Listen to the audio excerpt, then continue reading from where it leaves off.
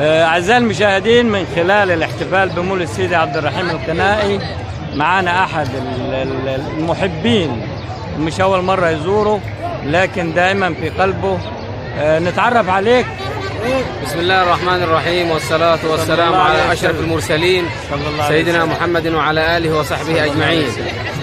أنا اسمي صالح عبد الرازق متولي إبراهيم، قرية السمطة نجع عرنوس. ليك اسمه شهرة؟ اسمي الشهرة متولي عبد الرازق متولي عبد الرازق متولي. جدي الزعيم الشيخ متولي زعيم لعبة التحطيب. الشيخ متولي السمطي. جميل. اللي أرخنا عليه طبعا في كتاب التحطيب وأعلامه بكنا. فعلا تعرفت عليه، الدكتور بحبح كتب عليه في كتاب التحطيب وأعلامه من 1900 إلى وقتنا هذا. طيب احكي لي عن شعورك وانت جاي كده تزور سيدي عبد الرحيم وانت طالع واخد العيال يعني. والله سيدي عبد الرحيم القنائي من وانا صغير، لما كنت طالبا في الازهر الشريف كان والدي الحاج عبد الرازق متولي ربنا يديه الصحه والعافيه كان ياخذني وانا صغير لغايه ما شبيت وكبرت، وهو يقول لي لازم تروح مولد سيدي عبد الرحيم يعني ذكريات طفوله دي. ذكريات طفوله من وانا صغير وانا عندي. عشان كده اخذت العيال معاك؟ ابنائك؟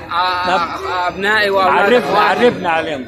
ده عبد الرازق متولي ابراهيم، جده الشيخ عبد الرازق متولي ابراهيم. وده سيف احمد عوض ابن اختي.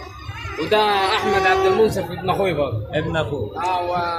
طيب ليك طقوس خاصه ما تمارسها لما تاجي هنا ولا ايه يعني؟ احكي لي. والله من وانا صغير السن كنت اجي انا ووالدي، كان يقول لي اول ما تدخل سيدي عبد الرحيم القنائي لازم تقول السلام عليكم ورحمه الله وبركاته.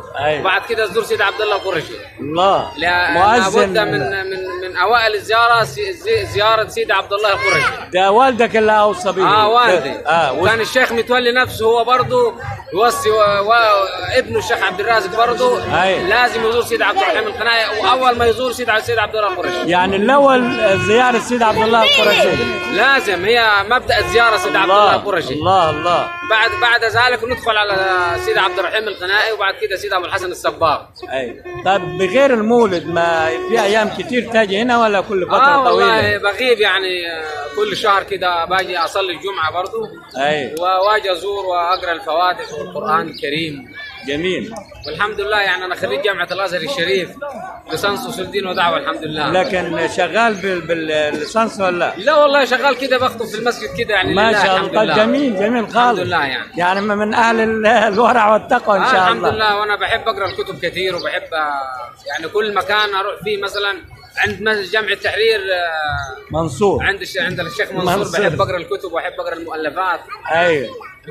الحمد لله يعني. طيب كلمة أخيرة كده وأنت تهدي بها محبين سيدي عبد الرحيم القنائي. والله أول شيء يعني ندعو من الله سبحانه وتعالى الثبات، وإن ربنا سبحانه وتعالى يحفظ مصر ويجعلها آمنة مطمئنة سخاء رخاء مسائر بلاد المسلمين. جميل. لأن مصر هي رمانة الميزان، ومصر هي الكون، ومصر هي أم الدنيا. جميل. وندعو الله سبحانه وتعالى أن يهدي أحوالنا وأحوال الأمة الإسلامية كلها ويجعلها على قلب رجل واحد، ويهدي الدول على بعضها وربنا يحفظنا من الفتن ما ظهر منها وما بطن. الله. شكرا. وانا بداخل سيدي عبد الرحيم القنائي بدعي جميع الاحباب الى زياره سيدي عبد الرحيم القنائي ويصلوا ويدعوا الله سبحانه وتعالى، ونحن في شهر شعبان وهو شهر الله الاصب.